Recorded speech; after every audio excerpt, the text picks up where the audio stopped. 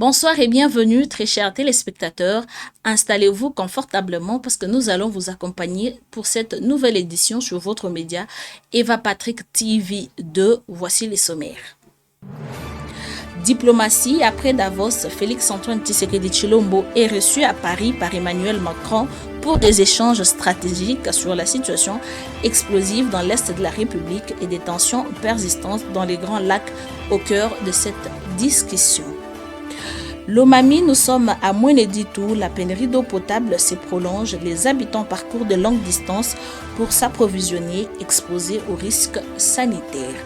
C'est tout pour ce sommaire, les détails dans quelques instants.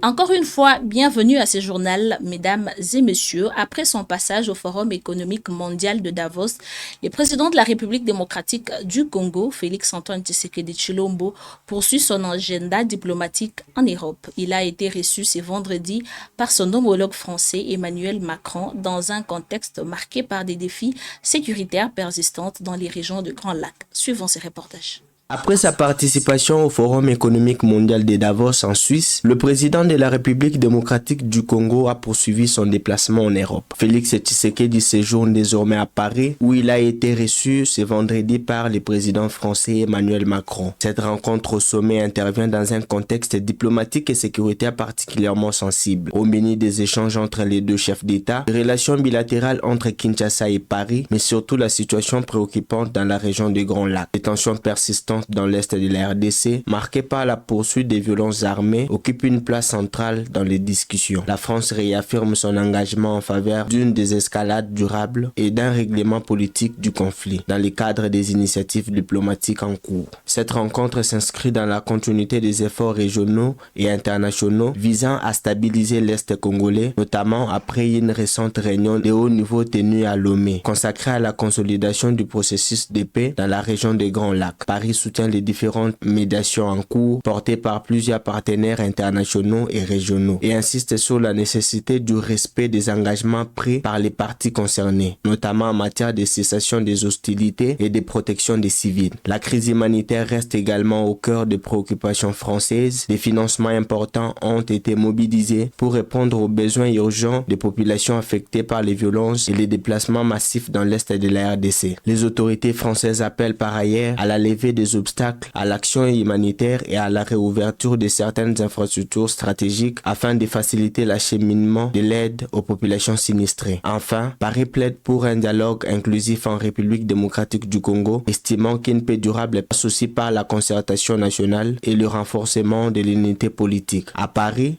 cette rencontre est perçue comme une nouvelle étape diplomatique dans un processus encore fragile, alors que la situation sur le terrain demeure tendue et que les attentes des populations reste immense. Un reportage de Jean-Archange Kambale. Le président américain Donald Trump a annoncé le lancement du Conseil de paix, une nouvelle organisation internationale dont il est fondateur et membre à vie, présentée comme une instance appelée à jouer le rôle central dans le gouvernement mondial. Cette organisation tend à se positionner comme une alternative au Conseil de sécurité des Nations Unies.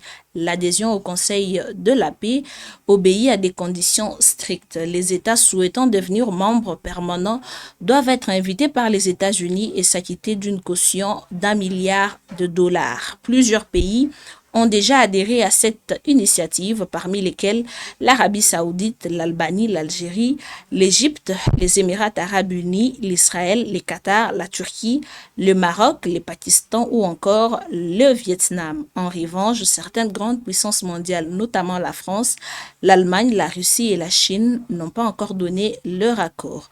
Le lancement de cette organisation suscite déjà des réactions et soulève des interrogations sur son futur rôle et son impact sur l'architecture internationale existante. Drame au sud Kivu, 2 enfants ont perdu la vie après l'explosion d'un engin dangereux dans les territoires de Walungu. Les faits se sont produits à Chibanda, dans la chefferie de Kaziba. Suivant. L'émotion est vive à Chibanda, une localité du territoire de Walungu. Mercredi, en plein milieu de la journée, 2 jeunes garçons ont trouvé la mort dans des circonstances tragiques. Selon les informations recueillies sur place, les 2 enfants revenaient de l'école lorsqu'ils ont accidentellement déclenché un engin explosif dissimulé dans la zone. L'explosion leur a été fatale. Les victimes appartenaient à une même famille. L'aîné était âgé de 13 ans, son jeune frère n'avait que 9 ans. Un drame qui plonge leurs proches et toute la communauté locale dans la consternation. Sur place, les acteurs de la société civile confirment les faits et expriment leur inquiétude face à la présence d'engins explosifs non identifiés dans plusieurs zones habitées. Face à ces nouveaux drames, la société civile locale lance un appel pressant. Elle demande notamment les déminages des zones jugées dangereuses afin d'éviter d'autres pertes en vies humaines, en particulier parmi les enfants. Dans cette partie du Sud Kivu, la présence d'engins explosifs reste une menace silencieuse, surtout pour les populations civiles. À Chibanda, le deuil est lourd et au-delà de la douleur, une question demeure. Combien de drames faudra-t-il encore pour que cette zone soit sécurisée? De retour à la capitale, le gouvernement congolais s'épanche sur la situation sécuritaire dans l'est de la République démocratique du Congo. Un atelier national consacré a été ouvert ce jeudi avec pour objectif renforcer l'autorité de l'État dans ces pays troublés par la guerre. Suivons. Face aux défis sécuritaires persistants à Uvira, dans la province du Sud Kivu, les autorités congolaises ont décidé d'agir. Un atelier national de 2 jours s'est ouvert à Kinshasa afin d'évaluer la situation sur le terrain et d'identifier des réponses adaptées. La rencontre est pilotée par le vice-premier ministre en charge de l'intérieur et de la sécurité, Jacques Chabani. Autour de la table, des responsables et experts issus des différents services de sécurité appelés à proposer des solutions concrètes pour restaurer l'autorité de l'État dans cette partie du pays. Au cœur des échanges, la question de la présence résiduelle des groupes armés. Selon les autorités, certains éléments ennemis, bien que présentés comme retirés, continueraient d'opérer de manière discrète, parfois en tenue civile, exposant la population à des risques ciblés. Les gouvernements estiment que ces manœuvres viseraient à amener la confusion et à ternir l'image des forces régulières ainsi que des groupes autodéfense locaux engagés aux côtés de l'État. Autre point de préoccupation s'est levé lors de l'atelier,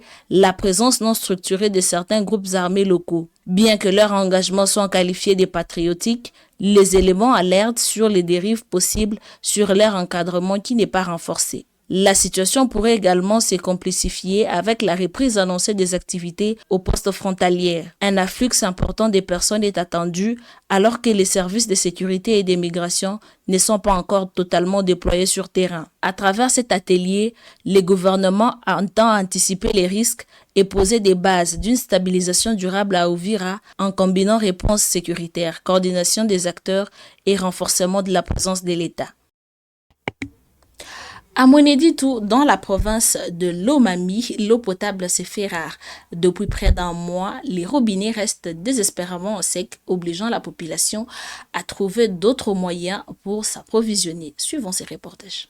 Voilà plusieurs semaines que l'eau de la régie des eaux ne parvient plus jusqu'aux ménages. Une situation qui bouleverse les quotidiens des habitants, contraints de parcourir de longues distances pour atteindre des sources d'eau non protégées. Dans les quartiers de Moneditu, ces scènes sont devenues habituelles. Femmes et enfants passent des heures à la recherche de cette ressource vitale au prix d'efforts physiques importants et avec les risques de consommer une eau non traitée. À l'origine de cette perturbation, les travaux de réhabilitation de la route nationale numéro 1. Selon la régie des eaux, ces travaux ont entraîné un ensemblage du point de captage de la rivière Moussadi, principale source d'alimentation en eau de la ville. Des opérations de curage et de nettoyage sont en cours afin de dégager les sables accumulés et permettre un retour progressif de l'eau dans les réseaux de distribution. La régie des eaux rassure que la situation devrait s'améliorer dans les prochains jours, une attente difficile pour la population déjà éprouvée par cette pénurie prolongée.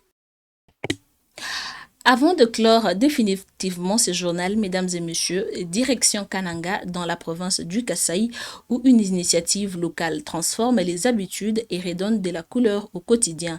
Les habitants ont décidé de reprendre leur environnement en main en commençant par la terre, un projet de la division provinciale des affaires sociales au Kasaï central avec l'appui de l'UNICEF. Suivant.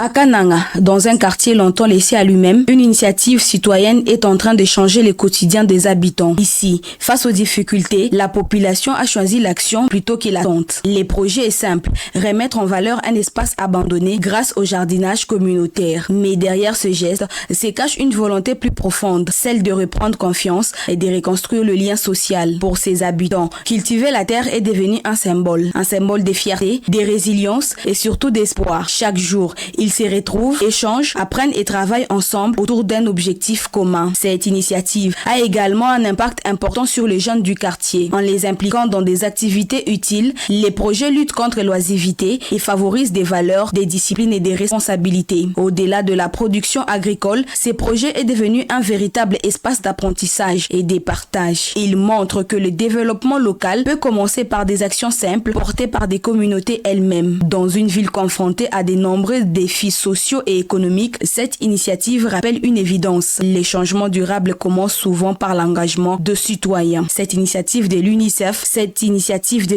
s'inscrit dans un programme plus large de protection de l'enfance au Kasaï central, visant à offrir un avenir fiable aux mineurs en rupture sociale ou issus des milieux extrêmement pauvres. On ne peut faire des omelettes sans casser les œufs. Mesdames et messieurs, c'est par ici que nous clôturons ce journal réalisé par Jean-Archange Kambale sous la supervision d'Israël Kadima. Je vous retrouve la semaine prochaine, mais l'actualité continue demain avec Gloire Ngomba Kadima. Portez-vous bien et à très bientôt.